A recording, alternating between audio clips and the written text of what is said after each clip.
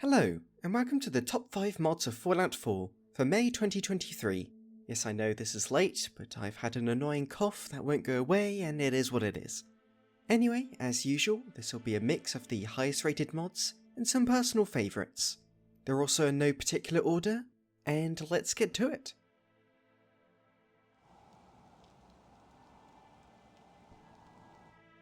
I've travelled through Concord more so than any other town in Fallout 4. The early quest there with Preston is obviously the main reason to stop by, but it's also just a great place to loot early game, and it's incredibly convenient if you build a base at the Red Rocket.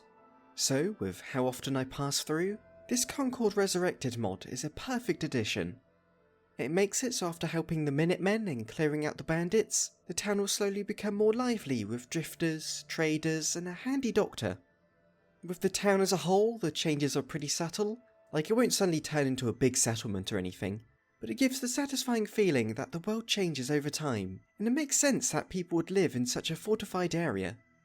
Although, as with all populated areas in the Commonwealth, these new visitors may draw the attention of nearby raiders, so you'll still have to keep your guard up when passing through.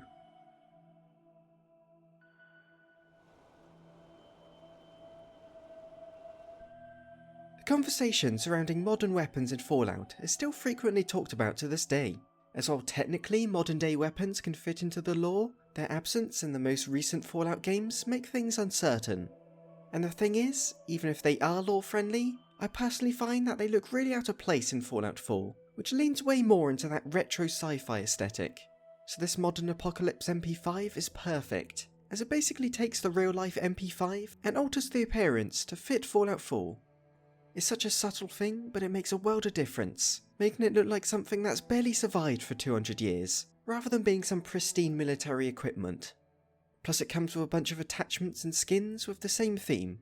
And yeah, it's just a great idea that I hope we see more of.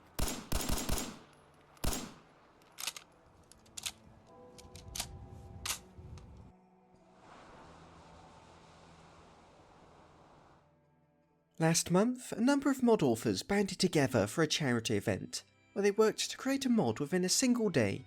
And damn, how were people so talented, because they just casually made something great.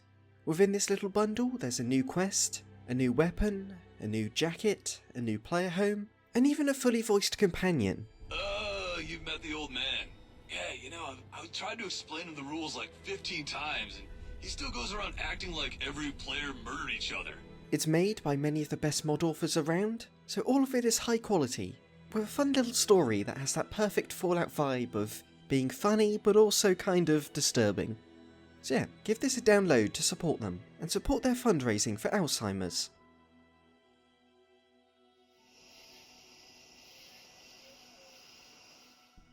In most situations, shotguns are pretty impractical.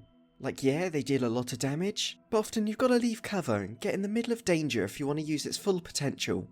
But the thing is, sometimes you just want to use a shotgun, you know?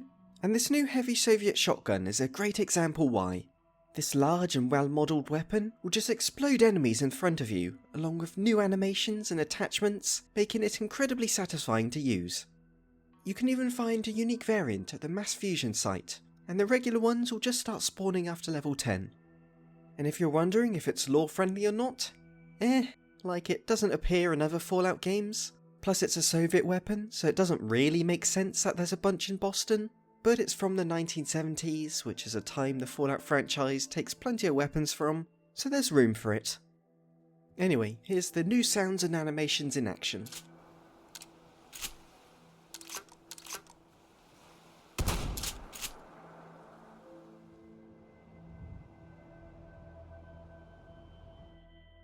So this final mod makes a couple small tweaks which have a large impact on crafting in combat. First is with the crafting changes, where now you need specific parts to craft high-tech weapon mods. Before, you could craft a powerful scope using some broken glass, tins, screws and so on, which doesn't really make sense when you think about it. But now you need to find an actual scope and then use parts to attach it to a weapon. So as you can see here, to add a long scope to my pipe pistol, I need adhesive, screws and an actual long scope. So you could purchase a pistol scope mod from a merchant or find it in the wasteland.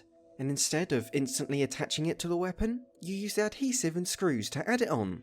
This way, your character isn't someone who can handcraft some impressive weapon parts out of junk, and the weapon mods you find in the base game now have an actual cost to apply.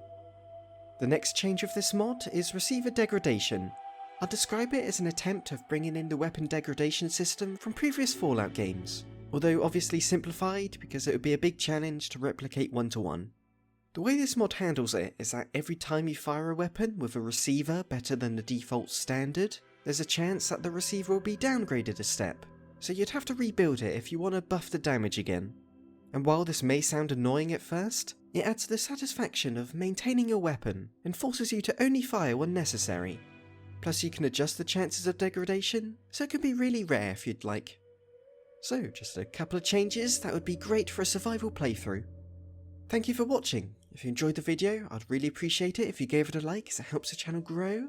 And a big thank you to my Patreon supporters, Ter-Aura, Jaden Shaw, Janice, Jake Carlo, Dweezil Peepants, Rook, Alec Bentley, Jack Ma and Christian Howell. Every contribution means a lot to me, and I can't thank you enough, because it helps me work on these videos every day, and it keeps the channel just, alive. So thank you so much, and farewell everyone.